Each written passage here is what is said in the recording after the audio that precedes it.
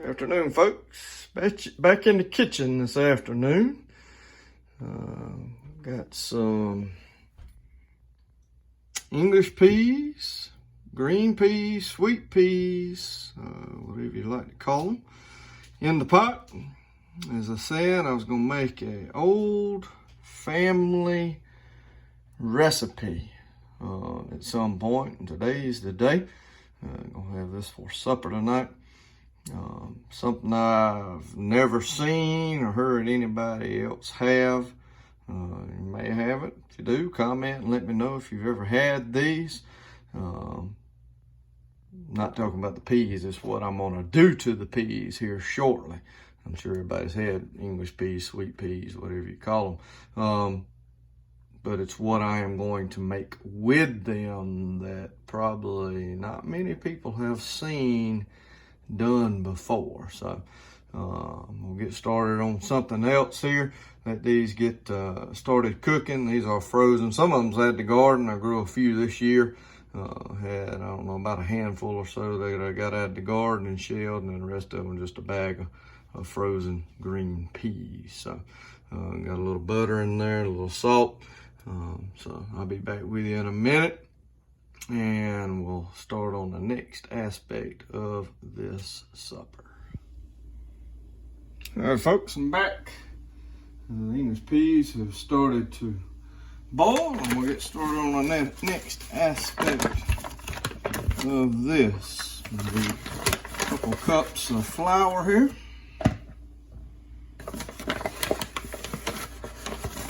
My grandmother used to make this all the time, and I loved them, man, I loved them.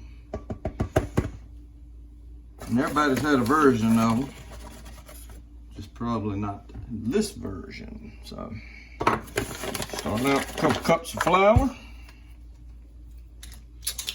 I have a half teaspoon of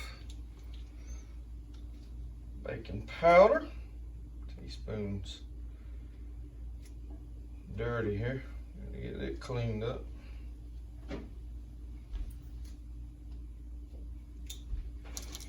A half teaspoon of baking powder.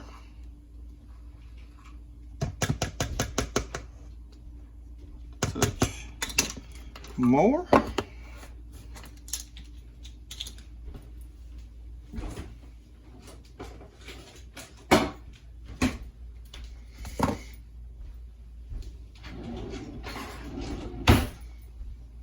Take my handy dandy little kneader here. Work that baking powder in a little bit.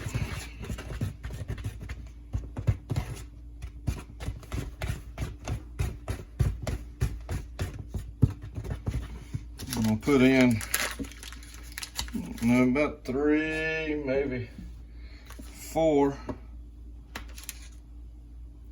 pats of butter. I'm gonna do 4.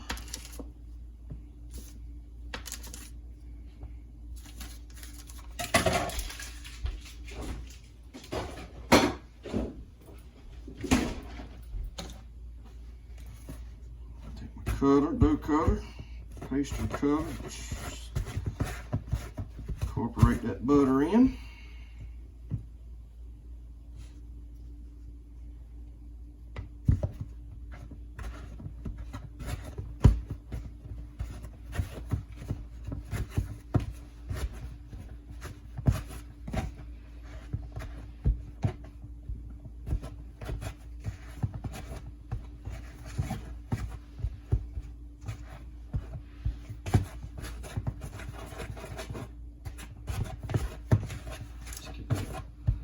Butter worked in real good with the pastry cutter here.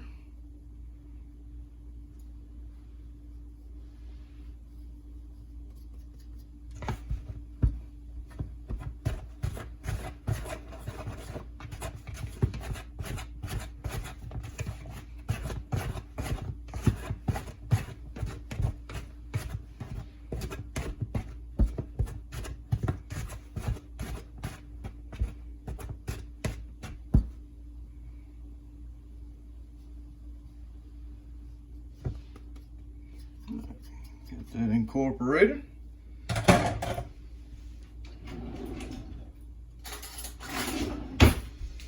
We're gonna take some of our raw milk.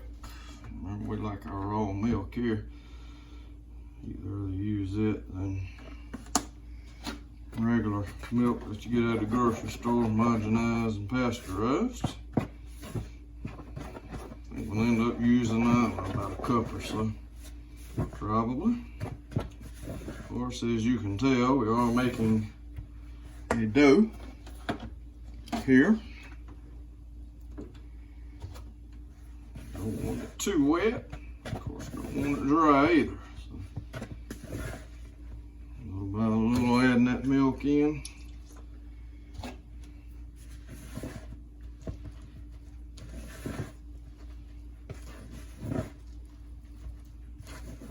To get it nice and incorporated. Just a hair more milk.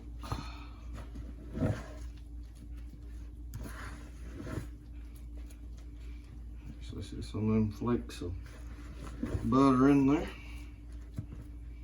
It's pretty good right there, nice and wet consistency. Hopefully you can see that. Put my milk up. So our peas are boiling pretty good. Be nice, get me a little bit of flour. Dust my work surface here.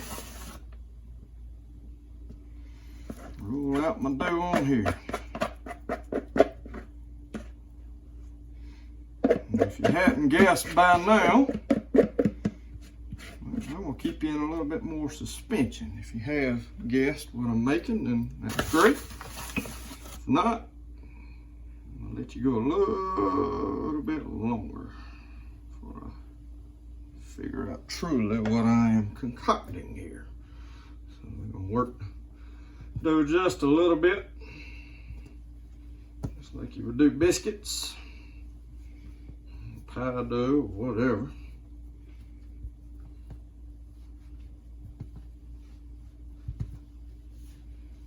So I don't want to work it too much. Just enough. I'll just take me off a little ball of it.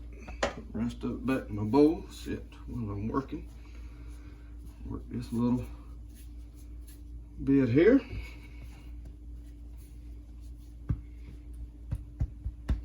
Got my rolling pin. I'm gonna roll this out.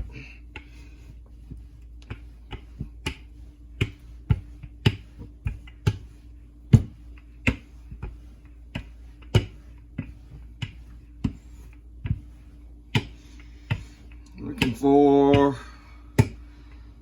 sort of thinness here. Not too thick, but not too thin as well. That's about what we want right there. Hopefully at this stage you realize what I am making. I am making dumplings. Old take on a classic here. Of course, everybody knows chicken and dumplings.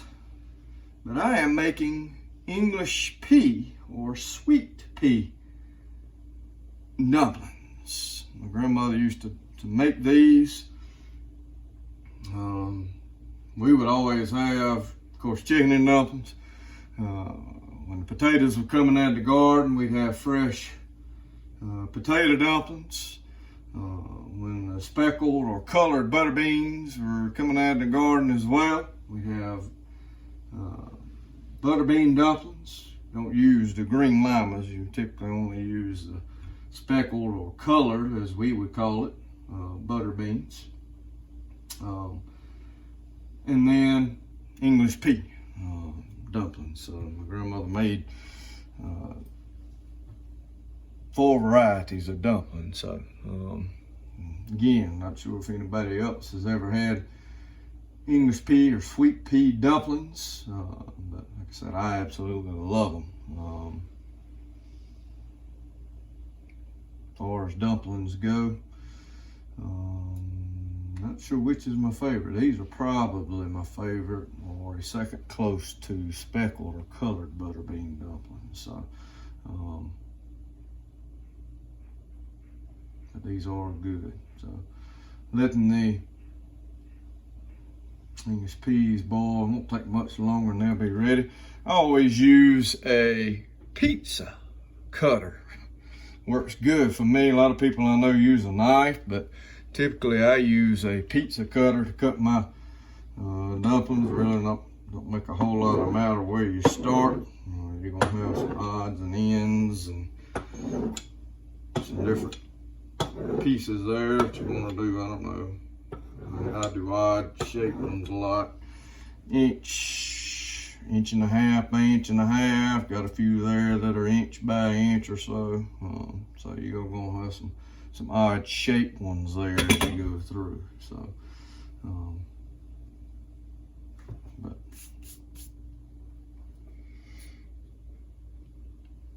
so anyway, we got our dough ready. Our English peas are boiling pretty good. Of course, we want to add in our dough here. I'm going to start adding it in. We want to add it in at a rolling boil like it is doing now. We don't want to add our dough in and it not boiling, the dough will stick. So we want to add that in at a rolling boil. So put you right here. Let you watch. It's going to get me up a little stack of these. Start dropping them in. The English peas. I like to add these in one at a time.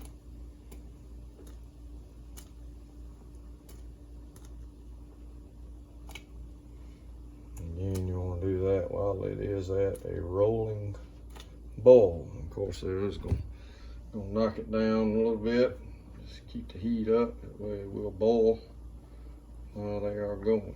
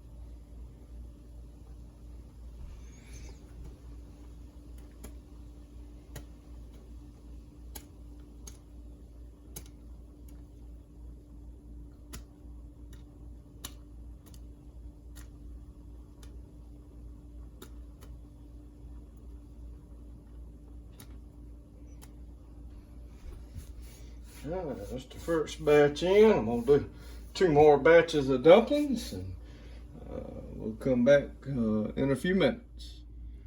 Back, folks. I've got all my dumplings in there now.